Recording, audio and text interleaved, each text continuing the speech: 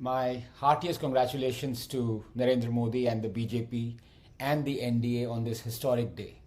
To take oath as the Prime Minister for a third successive term, an occurrence that has transpired after 60 years, quite remarkable. I am confident he will provide a stable, secure government for the next 5 years.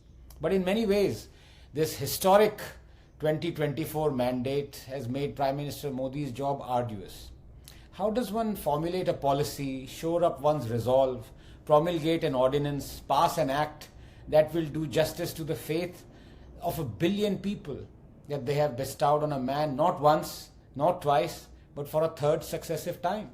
In one pan lies this faith, this intangible that goes beyond data and delivery. What must be laden on the pan opposite?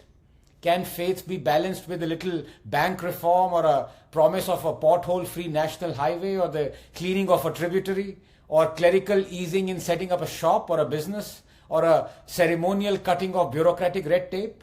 One can balance out demand, sure, but how does one balance out faith?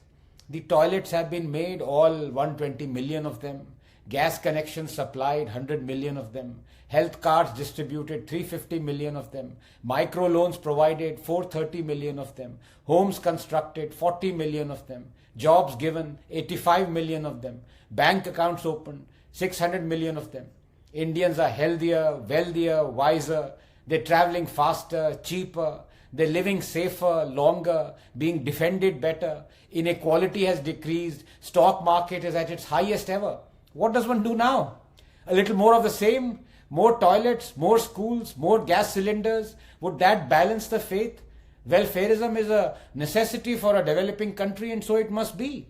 That said, to commit to welfare and then to realize it is not a difficult decision for any government to make. Every politician is elected on the promise of delivering welfare. But there comes a tipping point, and sooner or later, that point is reached first by those who elect and not by those who are elected. There is only so many toilets to be made, so many taps to be connected, so many bank accounts to be opened. And once they are, the voters need something more than the basic amenities. That time has come. That time has come for Prime Minister Modi to stop discrimination against 1 billion Hindus, discrimination that is legal, social, educational and constitutional. To address this issue later would be too late. Quite possibly, it already is. If Modi's first and second terms were to save Indians, toilets, gas, tap water, loans, bank accounts, health insurance, homes, COVID vaccines, Balakot, the third must be one that saves India. And India cannot be saved if Hindus aren't. The Hindus do not ask for appeasement, they never have. The Hindus do not even mind if people belonging to other religions are appeased. All the Hindus ask for is that the discrimination carried out against them be ebbed, if not stopped altogether. Is that too much to ask? The proverbial Hindu Rashtra, a rhetorical, derisory reference to the dawn of 2014 coined by the left to guilt-trip Indians into believing that they were now living in a fascist state where Muslim rights were being stomped upon by brown-shirted, goose-stepping Hindutva soldiers, has just celebrated its 10th anniversary. 10 years of apathy and inaction, of prejudice, of constitutional and judicial discrimination, not against Muslims, but against Hindus. To those who claim we are now living in a totalitarian Hindu Rashtra, one must ask, what kind of a Hindu Rashtra is this where 1 billion strong Hindus have been through our parliament, courts, education system and our constitution reduced to not just second class but rather 8th class citizens? What kind of a Hindu Rashtra is this where Durga Puja and Garba celebrations are stoned with impunity, where a sitting Prime Minister claims minorities have the first claim to resources? What kind of a Hindu Rashtra is this where Hindus are forced to be refugees in their own land, where one can resettle or settle 40,000 Rohingya Muslims, but not 700,000 Kashmiri Hindus, the land's original inhabitants, where the judiciary says not once but twice that it is too late to prosecute those who raped, murdered and ethnically cleansed Hindus?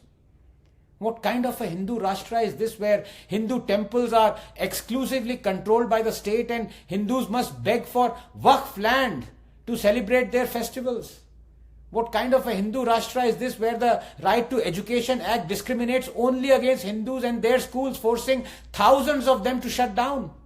What kind of a Hindu Rashtra is this where genocidal monsters like Aurangzeb and Tipu are eulogized through state-sponsored publications, naming of roads and organizing of festivals? What kind of a Hindu Rashtra is this where a law was about to be enacted through which only the Hindus would have been held guilty in a communal riot even if they were in a minority, for example in Kashmir?